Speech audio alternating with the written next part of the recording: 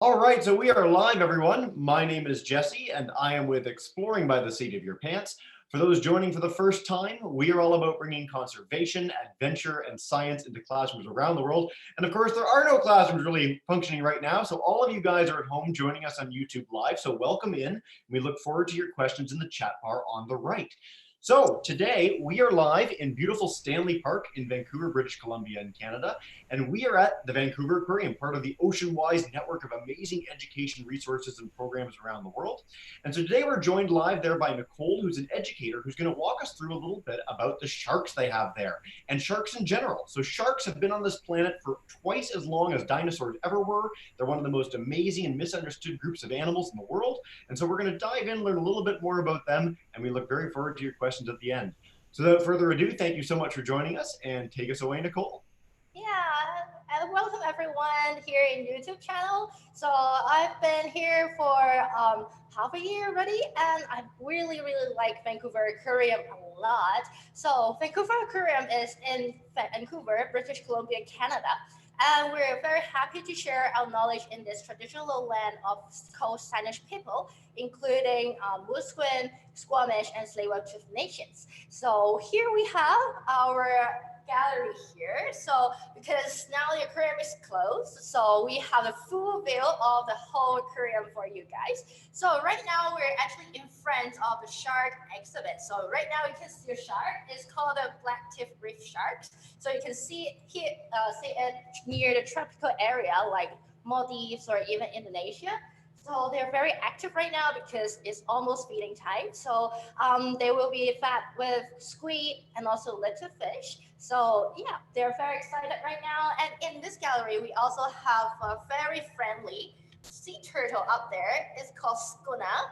So she is with us today, and yeah, she's waiting for food as well. So she interacts with our sharks very well, and she often play and chase after our sharks here. So let me ask you a question before we start to talk about sharks. So what is your first impression about sharks? I mean, we can ask the group, we can turn it over to YouTube and see what people are thinking. We've got a bunch of teeth, we got all sorts of stuff. So certainly when we've done classes in the past, it's teeth, it's swimming, it's the oceans all around the world, it's eating people, it's that sort of stuff. But Nicole, we won't be able to take really quick think questions today because people are on YouTube, because they have to type in a little too fast. Oh, Perfect. yeah, Take us sure. away. Yeah. So for a lot of people that I have talked to or chat with, they usually have a feeling that sharks are very scary, and they tend to like attack people and try to have like a very unique range in order to protect themselves and also to attack some of the animals as a very top predators. But for me, at my young, in my young age, I usually scared of sharks as well because I usually see movies like the Jaws, and even like in radio or even in books, like sharks that are very scary creatures in the ocean. That is the first impression for me. But after I learned about ocean science in my university and secondary school life, and also I went to the Maldives and I tried to swim with those sharks, like the black tip reef sharks behind us. I tried to learn a bit about them more, and yeah, I found it very interesting to know about them because they actually live way longer than us. They appear in the earth two millions of years before us as well. So it's very nice for us to really know about this kind of creatures and not to scare of them or even try to change our mind about sharks as well. So for sharks, um, they're very important for our ecosystem, and they have a lot of adaptations. That means they can try to use the body structure, the behavior in order to survive in such a very large area, just like this kind of habitat, which is called the open water, the pelagic waters. And there's no trees, no plants nearby, there's only water nearby, and there's only fish and sharks and even other kind of creatures that living together with the sharks. So what makes sharks a very important top predators in the ocean is very important for us to know and explore. So I want you to take 10 seconds for yourself to think about what kind of structure or what kind of superpower that sharks have in order to make them as top predators in the world. So 10 seconds. Dun, dun, dun, dun, dun, dun, dun, dun. Might as well add the Jeopardy theme music if we can. Yeah. So 5 more seconds. 5, 4, 3, 2, 1. So for me, the most fascinating fact for shark is that they have a number of features on their body in order to make them very, very good at finding food and also to become a very top predators on the food chain. So they're actually on top of the food chain, which they try to find fish to eat it with so that they can get energy from it.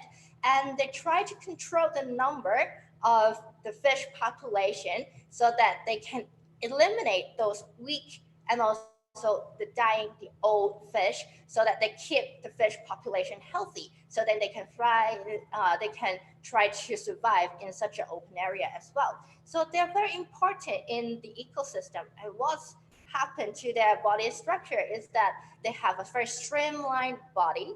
So if you take a look at the whole body of the sharks, let me show you a picture of that. Oops. Bear with me for a second. All right. Okay, here you go. So we have a shark's picture here. So they're actually having a bullet-like body, which we call streamline body. So they can actually swim really, really fast because their nose drag force in the water. So they can swim very, very quietly and they can swim very, very fast in order to capture any prey that is within their sight. So for sharks, they also have a very nice, have very nice structure and also the outer color as well. So for sharks, as a top predators, they have to move very slow, move very quickly, and they have to be very sneaky so that they can try to find the food right away. So I want you to try to think about what's the color of the sharks. So they will have two colors and they will make use of two colors on their body in order to hide themselves in such an open water situation. So for the sharks, they have a feature called camouflage, which is their stun and their superpower.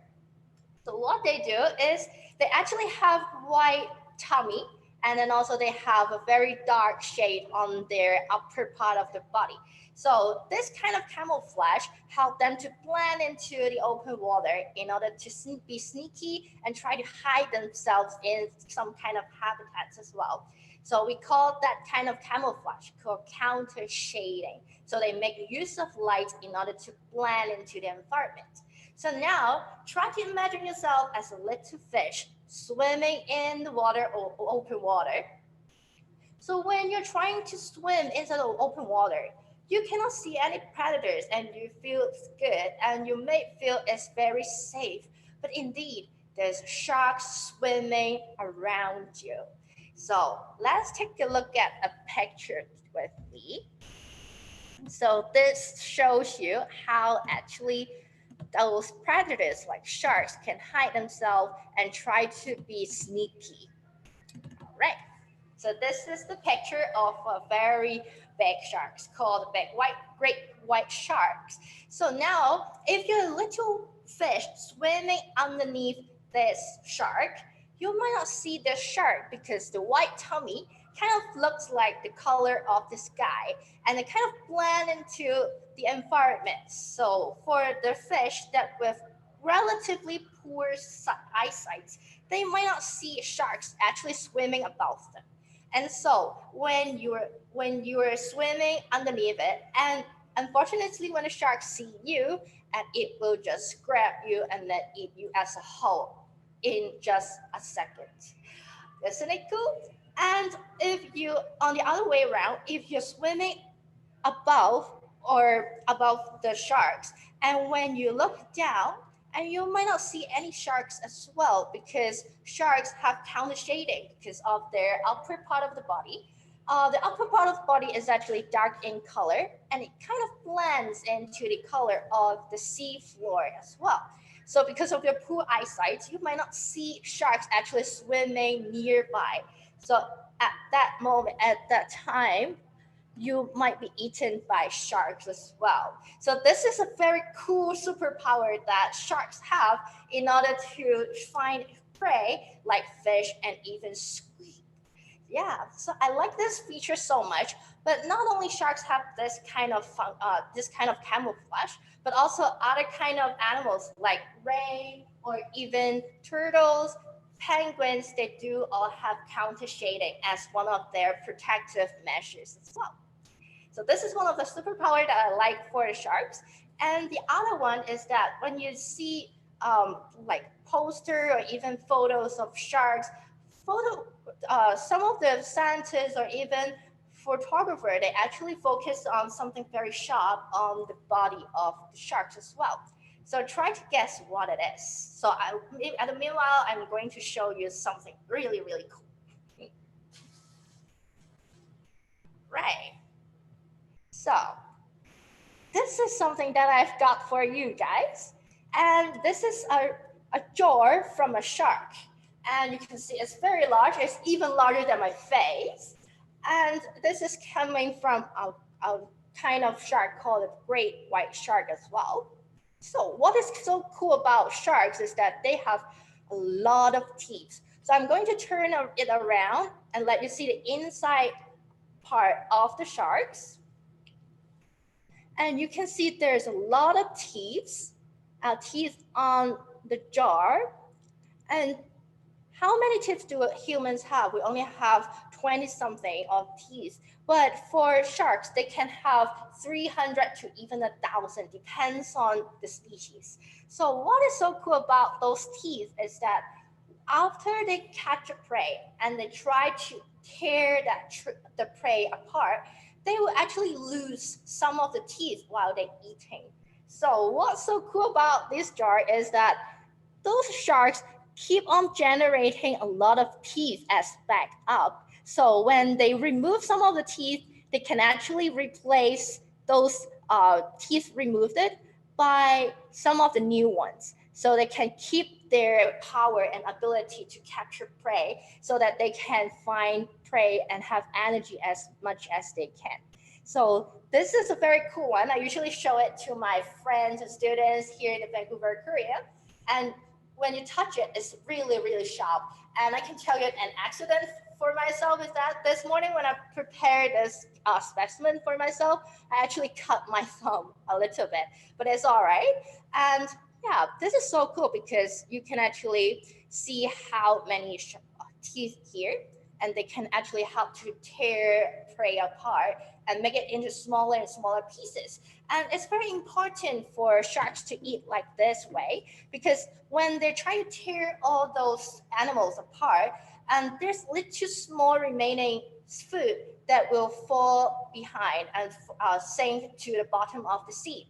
And what's happened is that some of the animals like octopus and fish, they will actually try to swim to the bottom of the sea and try to eat those leftover.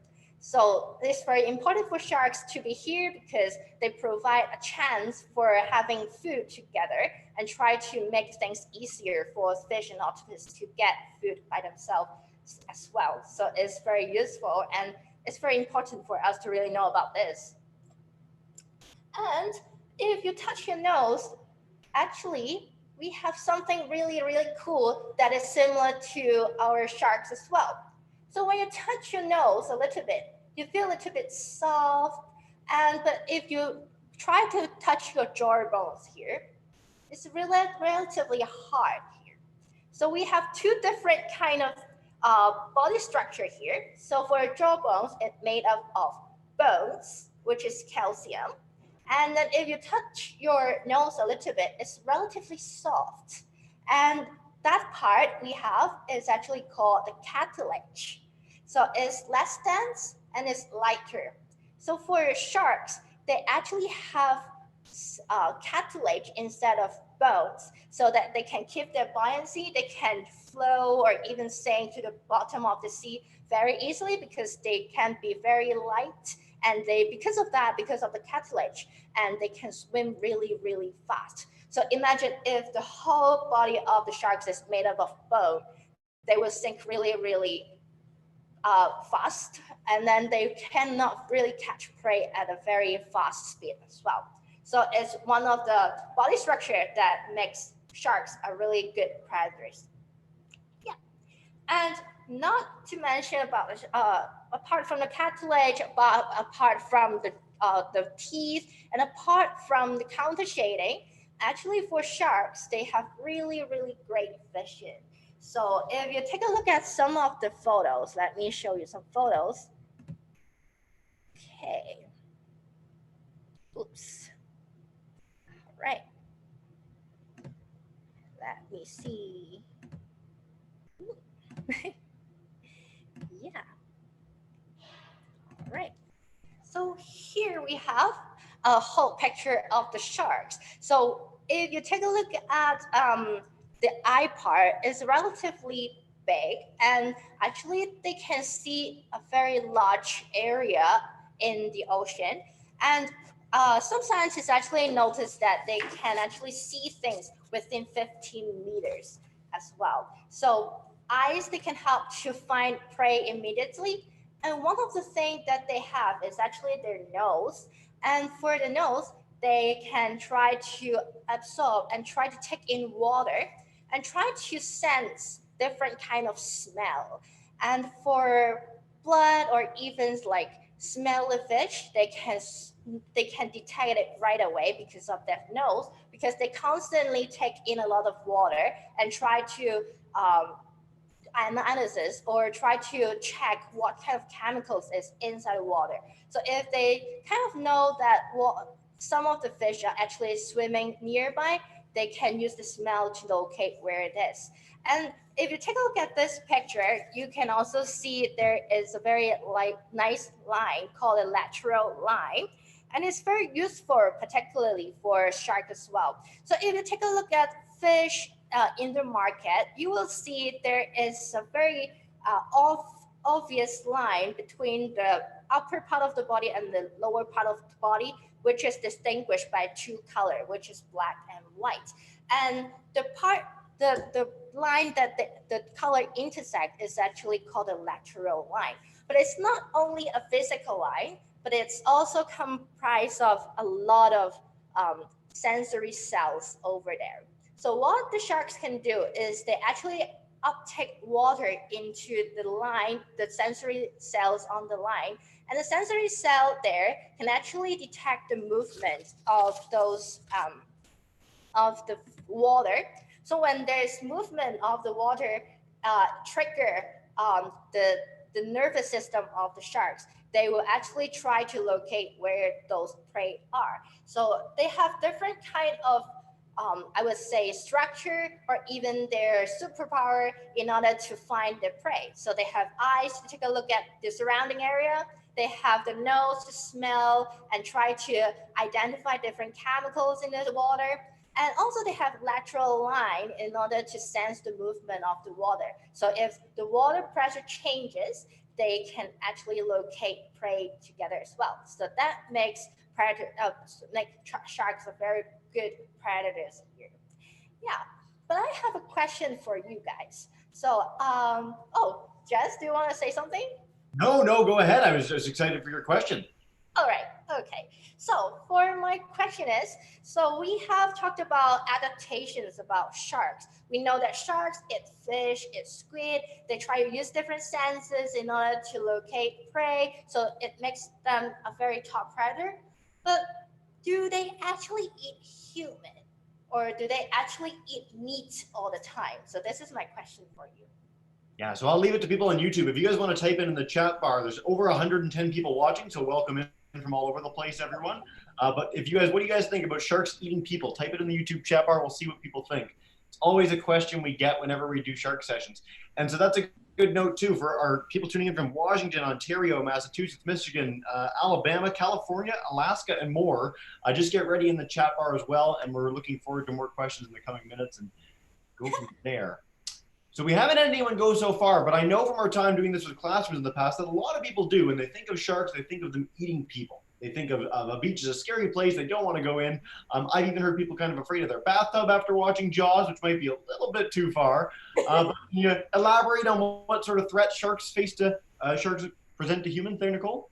Yeah, but actually for sharks, they won't attack people unless they have emergency or if they feel like there's dangers around. So I've actually personally tried to swim with sharks before. So if we are having we have a distance between us and also the sharks, actually we have no problem swimming with them. So as long as we keep a distance, it's safe for us to really take a closer look at the sharks. So if you take a look at the news report, sometimes sharks, they could smell like blood around the water, and when people are trying to do recreational activities near the beach or even in the ocean, sharks may actually mistake that kind of activity as some kind of attacking action, so that they try to protect themselves by attacking people. We do have reports of people being attacked by sharks, but it's relatively rare. And as long as we keep a distance between people and sharks, we can actually swim and try to play and try to use the ocean resources together as well. So it's a myth that sharks actually try to attack people, but instead, as a steward of the ocean, we all have to try to protect the sharks by keeping a distance between us and also the sharks. And for the other question that I have raised is that, are all sharks actually eat meat like fish and squid? So we have a bunch of answers on that. A lot of people say that they only eat meat. We have a few saying that they're omnivores. No one said that they're just herbivores. No one says that sharks only eat plants. That's good. We're there. But a lot of meat eating only is the thought. That would be cool. So cool. You guys are so smart. So for myself, one of my favorite shark in the world is called whale shark. So let me show you a video and I will walk you a little bit on that. Let me check. All right. So I have my video ready. So one click time. Here you go. So this is a video that is taken from my colleague. So she actually witnessed this kind of, oops, let me check. Okay. All right. So here you go. This is my favorite whale shark. So feel free to ask me question if you like. So because, yeah. Well, we had a lot of questions about that, actually. So to our YouTube groups, thanks so much for tuning in. Again, there's so many of you watching at home with multiple kids, which is awesome. We've had a few questions about the whale shark, actually, which is really beautiful. So I'm glad that video is up. All right. This is from Nayeli from Northern California. What's the most interesting feature of sharks, in your opinion, Nicole? Oh, my favorite one is that for sharks, they really being very sneaky, and by being very sneaky, they actually try to find a space to hide themselves into, and they try to do the camouflage. So one of the features that I like is the countershading part, so that they can be very sneaky, but at the same time they're very smart because they know how to hide themselves, and they try to find a very nice opportunity, the catfish and squid. And for some of the like whale shark, they actually do not have to do the countershading part, but instead they try to just swallow a mouthful of water and grab a lot of planktons, little tiny microorganisms into their mouth at a very easy action. So they're kind of lazy, but they actually at the same time they're very smart. They try to outsmart their prey. Very cool. All right, Ms. Sparling and group at home wants to know, what's the fastest shark? Oh, the fastest shark is It's called a shark fin mako shark, and you can actually see them in Australia. And if you imagine you are riding a bicycle, the speed that you have is actually how the speed that that shark can actually go. And again, that name is called a shark fin mako shark. Yeah, we get this question a lot when we have our shark sessions. So they can get bursts of speed up to about 74 kilometers or 46 miles an hour. So they are the fastest shark in the ocean. Not the fastest fish, but it's a very, very cool animal. All right, we have so many Californians today. This is weird. Welcome to all of California, basically. Okay, Claire, Jake, and Kate joining again in Birmingham, Alabama, want to know how long a whale shark is. Oh, that's a very good question. So, I personally haven't seen a whale shark before, but for a whale shark, the length can be up to 10 meters long. And one of my friends actually saw it in person. So he was actually snorkeling in the Maldives, and then he thought he cannot see any cool thing, which I think everything is actually cool. And after that, before she gets off the water, and she actually saw some spotted fish. And when he looked down, it's actually a whale shark. It's very, very large, and he dare not to swim near it because of the safety. And also, it's enormous, and it could be like twice, or even third, or even four times of yourself as well. So it's really, really big. So I really want to see one if I can have a chance. Very cool. I'm going to put in the YouTube chat bar too a link to a session we did a few weeks ago with a Galapagos whale shark project researcher, which is super cool. So if you're keen on whale sharks, you can check that out and learn a lot more. All right. I love this question from Robert Rester. Do sharks sleep like dolphins, where they put half their brain to sleep at a time? So can you explain a little bit about sharks sleeping, Nicole? Oh, for sharks, as I know, they will swim a lot slower, and they usually swim. Some of the species they actually hide themselves in some cave. So, as I know, for nurse sharks, they actually lie on the sandy habitats in order to take a rest. And then for some other sharks, as I know, they will try to slow the motion, and they will try to keep their buoyancy by taking more water from their gills. But I'm not sure about the logistic inside the body. I have to check about it as well. It's very hard to ask. They don't speak English. Um, all right. Henry in Ann Arbor wants to know, can sharks really smell blood from far away? Like classically, we hear that sharks can smell like one drop of blood in an Olympic-sized swimming pool, things like that. Is that actually true? Yeah. For sharks, I would say it is true, and some scientists actually still keep on searching for the answer as well. So, for my knowledge, they can actually smell some chemicals very accurately within a very far distance. So, I'm not sure about if it is like they can smell one drop of blood inside an Olympic water swimming pool. But yeah, I'm sure they have a great sense in having smell, and then they try to find prey using to smell blood and also other chemicals in the water. Yeah, so scientists is actually going to find more details on that, but I'm sure they can actually find food within a very long distance. Fantastic. All right, Miss Furnival, who joins us often with her class, and her kids are at home, they want to know, do sharks have any bones at all, or is it just cartilage? And I think we can take this to, what is preserved about sharks long term? So you have a jaw there, which is great. So tell us a little bit more, Nicole.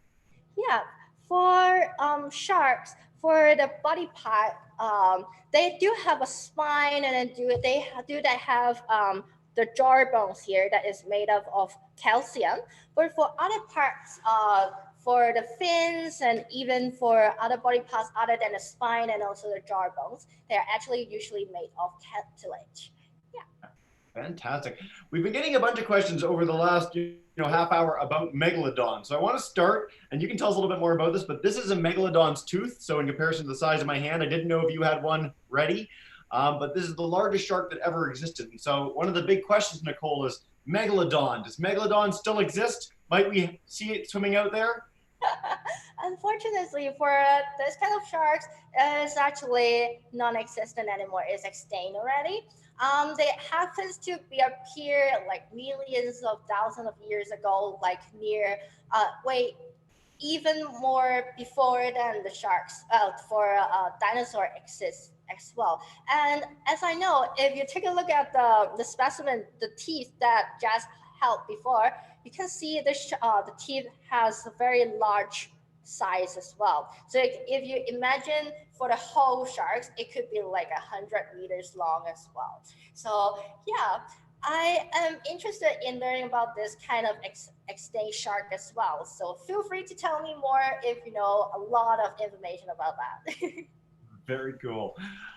So Nicole, one thing that we didn't really cover in your presentation that I always like to highlight when we're doing shark sessions is the threats that sharks face. Can you tell us a little bit about what's going on with sharks around the world? That's true. Yeah, thank you very much for the question. And I was about to jump in for that. And yeah, for sharks, actually, they have multiple of threats happening in the world. So first one is the most famous one. Is actually for some country, they usually have shark fin as one of their delicacy. So I'm from Hong Kong, and I witnessed a lot of restaurant that sell shark fin as well. So what the fishermen do is actually they try to catch shark with a fishing net, and when they capture those sharks, they will use a knife and cut off the fin from the shark, and then they release the shark right after that to the ocean again. So for that case, sharks lost the ability to swim. So eventually, they cannot swim as sneaky as they can, and they cannot swim as fast as they can, and they cannot find or locate their prey, and they would eventually die because of starvation. So another kind of problem that sharks is having is overfishing. So for the people all around the world, we love fish a lot. Even myself, I love fish a lot as well. But for because of the demand from the world, from the human population, is to keep on increasing for fish. So fishermen keep on going to more open water and try to capture more fish with their advanced technology.